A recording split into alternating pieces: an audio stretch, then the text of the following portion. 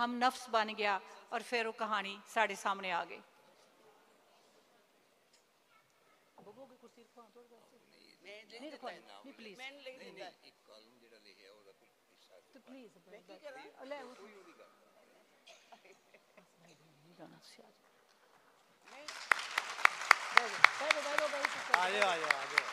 कोई गल नहीं, बह जाओ, देखो बह जाओ, बह जाओ, चुप करके बह जाओ।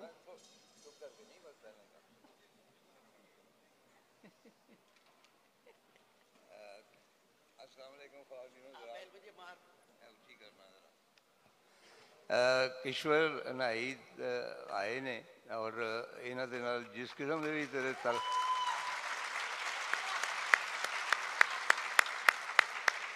अच्छा इन्हें मेरे नावल के बारे एक कालम लिखा तो वो इन्होंने कहा कि मैं दूजिया की निस्बत ज़्यादा पक्की पंजाबन हाँ तो पंजाबी कितों कितों सीखी वो भी मेरा ख्याल दसणगे तो थोड़ी जी गल नावल के बारे भी करनगे।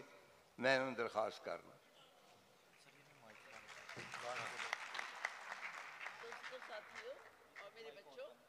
असल में मुस्तंसर और मैं कुछ 5-6 महीने के फ़र्क से दुनिया में आए थे, तो हम एक दूसरे को छेड़ते भी रहते हैं। लेकिन बड़ी तकलीफ है जे कभी मैं उर्दू बोलती हूँ, कभी मैं पंजाबी बोलती हूँ, दो ही चलनगी। जी चीज़ मैंने बहुत अच्छी लगी है भगत सिंह नावल जो लिखा है वो हरचंद अद्धा नावल लाहौर के उत्ते है, क्योंकि लाहौर साढ़े अंदर वसदा है।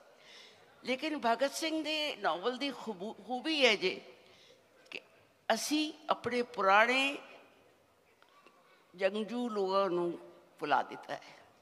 ना असी दुल्ला भट्टी को याद करने हैं, ना असी भगत सिंह को याद करने हैं।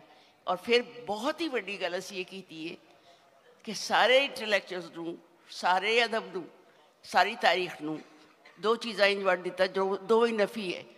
हिंदू मुसलमानों की लड़ाई, ये हिंदू मुसलमानों की लड़ाई नहीं सी, गुलामी अंग्रेज़ों की गुलामी तो रिहाई की लड़ाई सी, जिस गल के उत्ते मुस्तंसर ने नावल लिखा। फिर मुस्तंसर ने पहला नावल नहीं लिखा, मतलब भगत सिंह के उत्ते हिंदुस्तान भी पाकिस्तान भी 7-8 नावल लिखे गए ने।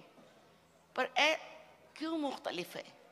इस करके मुख्तलिफ है कि ये भगत सिंह नूं बच्चे होंदों लेके जवान होने तक इश्क करन तक इश्क उन्हें कर लिया, मौत नाल इश्क उन्हें सूली नाल कर लिया।